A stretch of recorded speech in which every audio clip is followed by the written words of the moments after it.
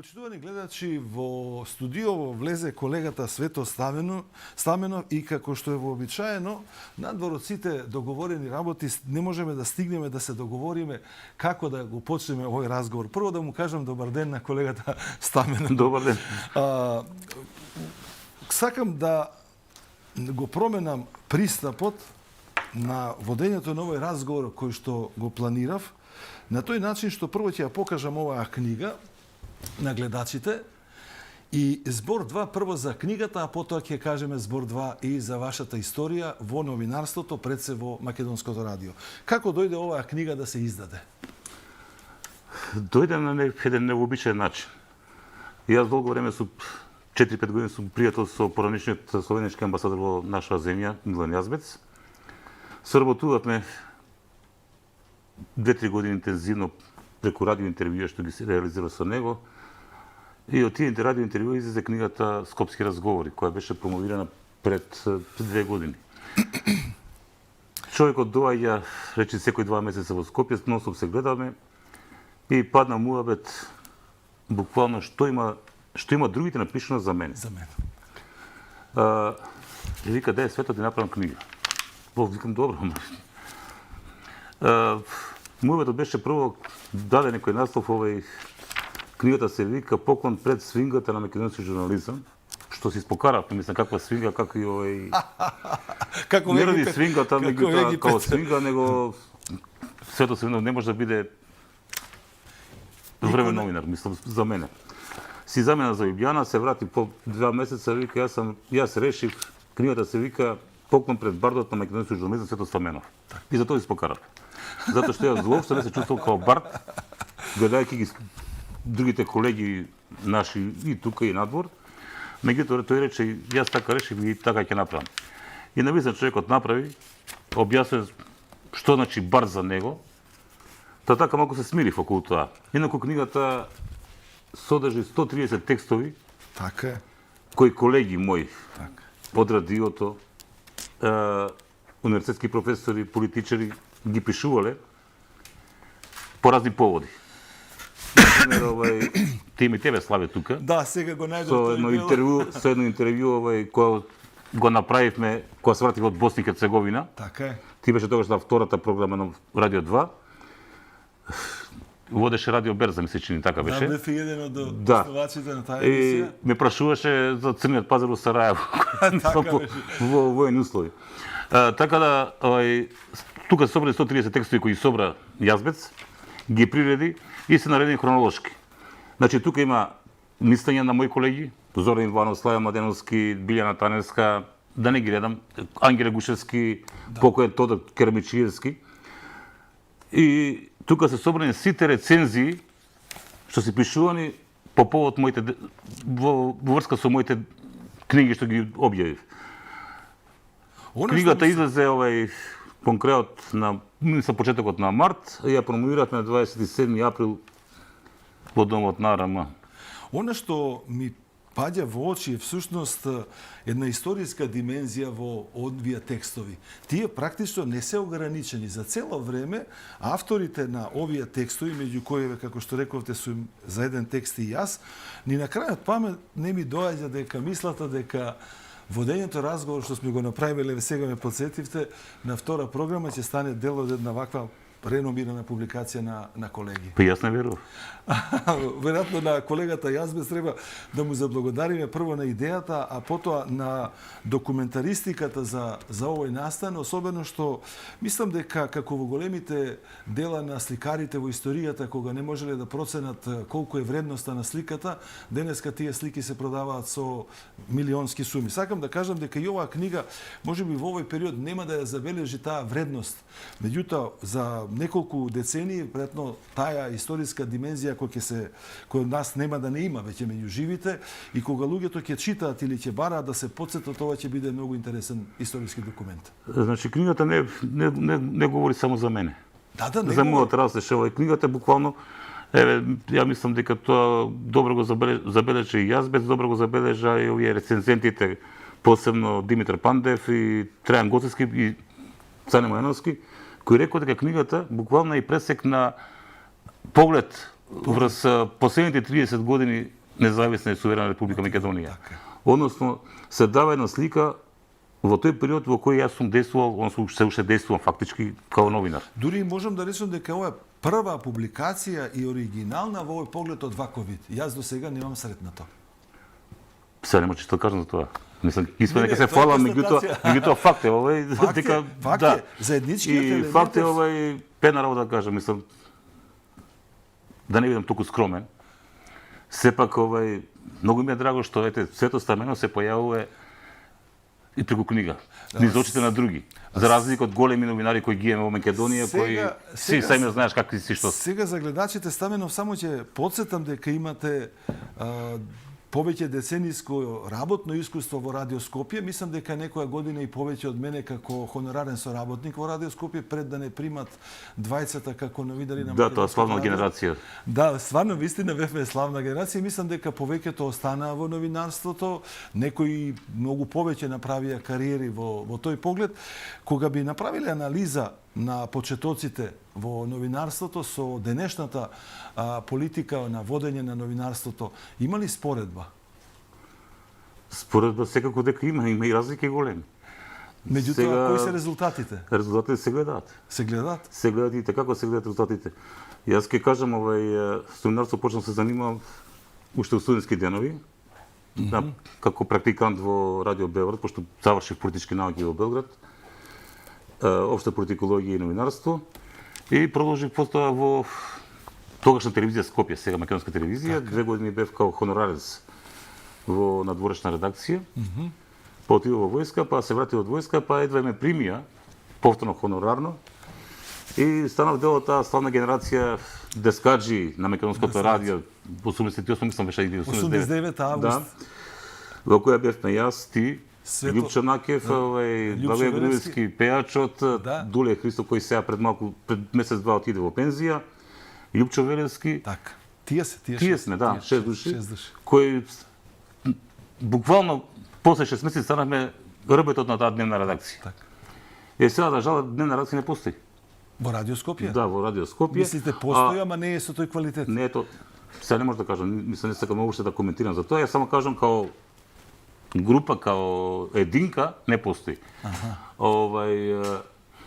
Што ми беше зборот? Зборот ми беше дека ние бевме буквално работот на таа дневна редакција, поминавме сито и решето, зашто бевме, иако бевме млади. Во тие години се случија тие историски настани. Така.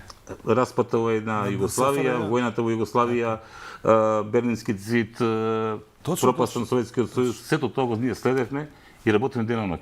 Секој ден беше различен. Секој ден буквално беше стресен и различен, али единствено, мислам, она што нас не красеше беше големото другарство и големата колегијалност. Да, остана. Мислам дека и ден денес сите се почитуваме и Да, се почитуваме, тоа е факт, меѓутоа се гледаме многу поретко. многу Така е. тоа е тоа. Кога би направиле сега некоја анализа исто така во контекст на овие 3 децении што се случија, дали на вистина технологијата и техниката го промени новинарството до степен на непрепознатливост и дали всушност новинарите под наводници станаа мрзливи со техниката на тој начин што го нема она авторство кога ќе дојдат да земат изјава, пресконференција и слично? Само ќе го уклучат диктафонот и ќе ја пренесат веста. Па тука си во право, затоа што техниката нормално иде напред, се сеќаваш ние работевме на тие ленти, и на ленташите сега компјутери, не знаеш дали снима, дали не снима, па како снима, па сега сум човек од стариот ков, знаеш, она да преслушаш па да видиш овде како компјутерот те овде, те онде бега. Тоа е факт. А дека новинарството, јас за мене мислам дека моје лично мислење е дека македонското новинарство е во длабока криза. Во длабока криза, Мислиш персонална, стручна па и персонална, и стручна, и професионална. и професионална? Професионална. Веќе немаме новинари од тој калибар што го имавме ние, ти знаеш кого све наследивме таму И од кого и можеше од да кого се учи? можеме да учиме. Сега доаѓаат полуписмени новинари.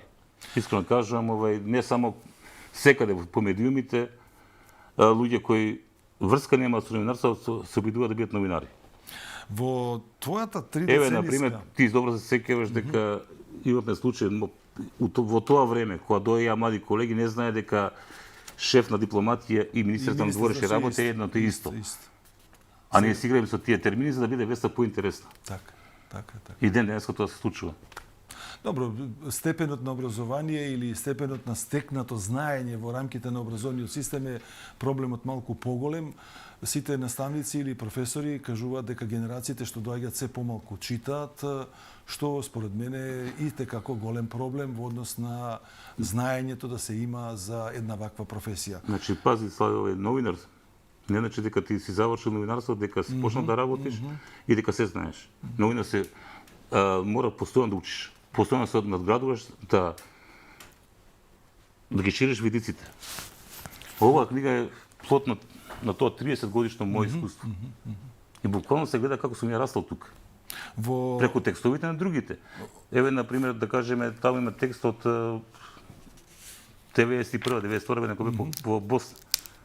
Како сум тогаш зборел, во тие разговори со вас, со покојен Тодор Керемичевски, со Бранка Наневска за Радио Сараево.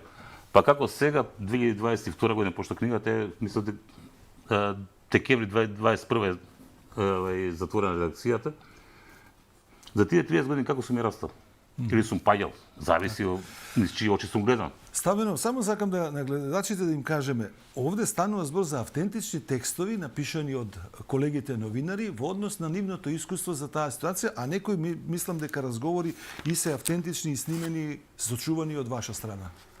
Значи, интервјуата овде што се тие сега малку ќе бидам пошире ќе објаснам, првата верзија на книгата беше со еден текст од екран.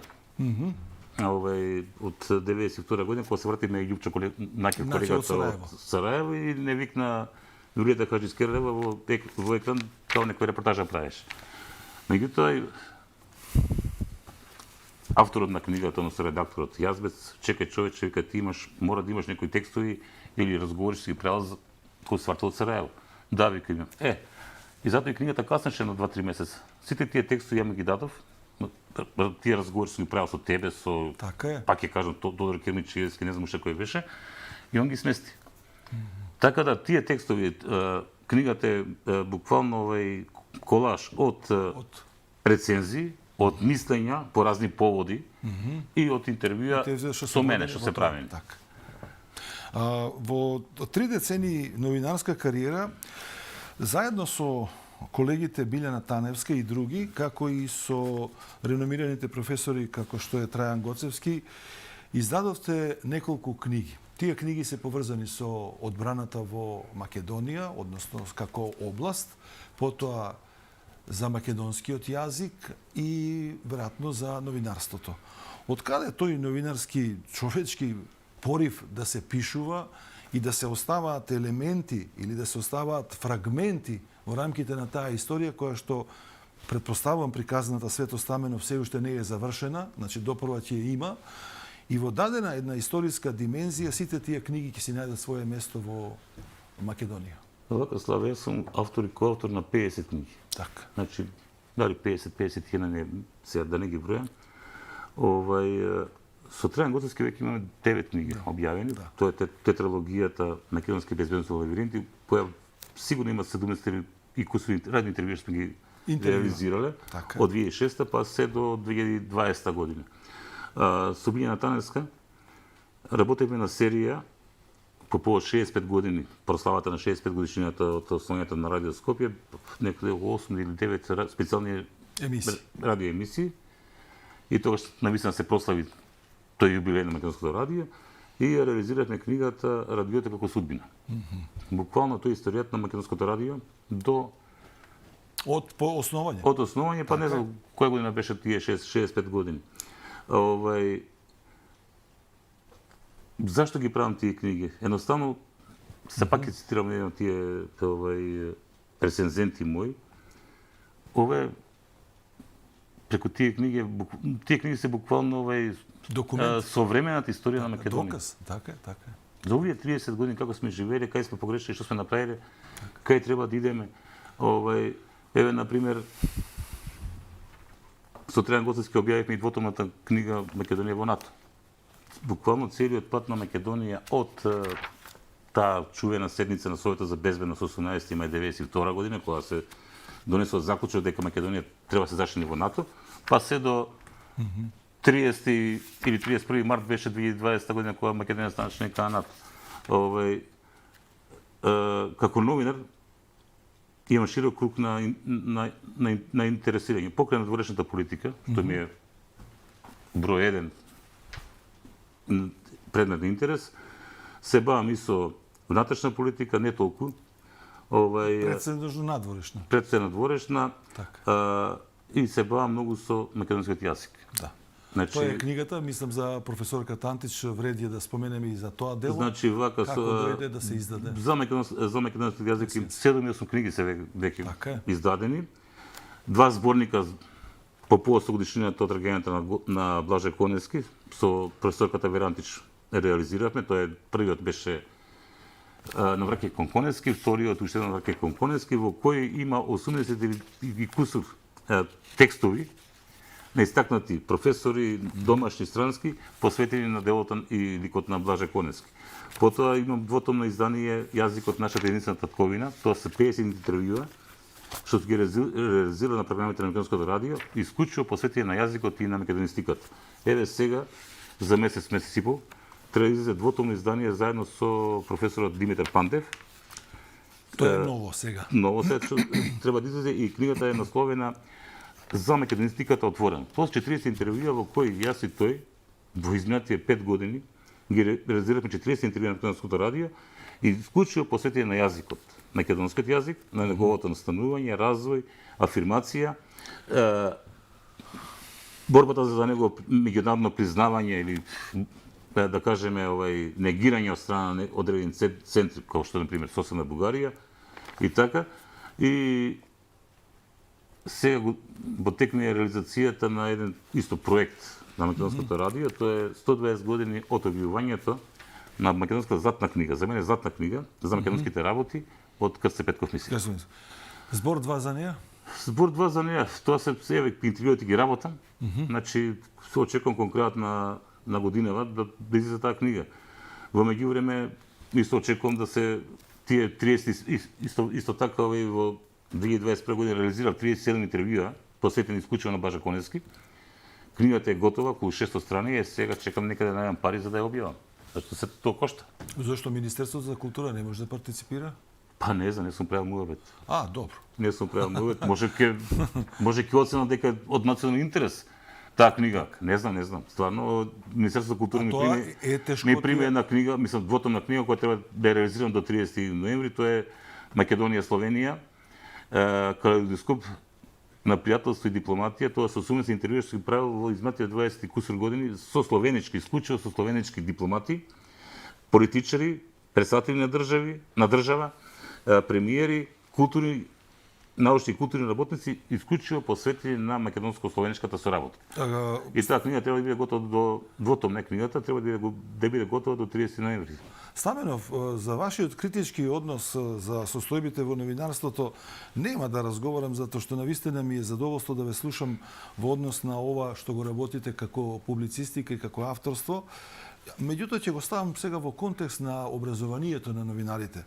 Дали сите овие книги може да бидат и предмет на изучување на факултетите, како се пишува, како се говори, каква е историјата. Со еден збор, при само читање на книгава, значи не ми е прв пат да ја гледам оваа книга, доаѓам до сознание дека може да биде интересно четиво и за младата генерација. Дали ова може да влезе и во образовниот процес на факултет? Па сигурно дека може. Може од повеќе аспекти, например, оваа книга или сите тие книги што сум ги објавил. Ова може да се научи прво посебно кога за говорите за таа област која е посветена, например, за македонскиот јазик. Овде сакам да затоа што тоа се интервјуа кои сум ги работел ја на програмите на Македонското радио. Не сум ги работел да кажеме на некој високо научно ниво, него тоа се интервјуа кои треба да ги разбере најобичниот човек, слушател. И буквално тие книги, мислам, јас сум во тие книги, оне што прашуваат, другите одговараат, меѓутоа она што како книгата како целина буквално може да послужи за спремање на некои испити на факултет. Не, мислам дека од друга страна тука може да се научи за мојот стил на новинарство се види каков е. Мојот пристап како новинар, кон темата, кон прашањата, кон стилот мој каков и што е. За поздравување што Радио Скопје во периодот од како не само ние доаѓаме во Радио Скопје, туку и претходно има оделение за лектори кој е исклучително квалитетно. Претпоставувам дека посветата на јазикот останува како обврска на сите институции, меѓутоа гледаме што се случува. Дали сметаш, например, дека и учењето и изучувањето на македонскиот јазик е еден вид гаранција за него, доколку се говори правилно? Па нормално. Нашата единствена борба е да го знаеме нашиот јазик, македонскиот јазик. И затоа треба книги колку што може повеќе да се издава. Сега ти издава. кажам, Славе, што се случи. Јас кога се вратив од Белград, далеката 85-6 година, и као хонорарец во телевизија Скопје тогашна, јас имав неголем проблем не со вестите како се прават вести, него со конструкцијата на реченицата. Јас имав српска конструкција на реченица. Сакал и не, пошто таму завршив. 2 факултета, 2 магистратури. И плюс тоа и образованието беше на српски јазик, книгите што ги читам. И јас бев принуден да македонскиот јазик почнам да го учам, иако ми мајчин јазик. Иако ми мајчин јазик. И еве за тие, да кажем 40 години, може да ја се сметам, може би, за најдобрите познавачи на македонскиот јазик. Затоа сакам неќе, за да успеам како новинар. Јас мора да учам јазикот прво. Така е. Еве за книгите мене не ми треба лектор, меѓутоа сакаш некеш мора да ставиш ради законски некој име. Али добро, сите текстови што се објавува во Радио Скопје поминува на лекторска проверка. И тоа што поминува, и учевме од лекторите. Учевме многу од лекторите. Таквата пракса напуштена е веќе во медиумите, не само во Радио Скопје. Напуштена. Се голема надежда се ми дава и новиот закон што е предлог закон за заштита на македонскиот јазик, каде што конечно ќе се стават некои правила и игри кои мора да бидат така. Затоа што ние убаво кажал овој Блаже Коневски. Јазикот е наша единствена комплетна татковина. Да. Ако ние јазикот не го чуваме. Така. Никој ништо не сме. Мислам дека и во тој поглед. А сакале некаде сега во рамките на преговорите, затоа што еден ден Македонија ќе стане членка на Европската унија, нашиот јазик стане официјален јазик во Европската унија. И сакале или не, ние мораме на тој јазик да работиме. Да, порано ќе ве потсетам, иако вие уште подобро тоа го знаете, дека Македонија во рамките на Југословенската федерација имаше многу бројни лекторати, како средишта во држави како Полска, Чешка, Источна Германија, тогаш каде што се изучуваше македонскиот јазик. Мислам дека на овој план новата власт или периодот после 90-тите години потврли, сега како да читаме за некои срамежливи информации дека наводно треба повторно да се отворат.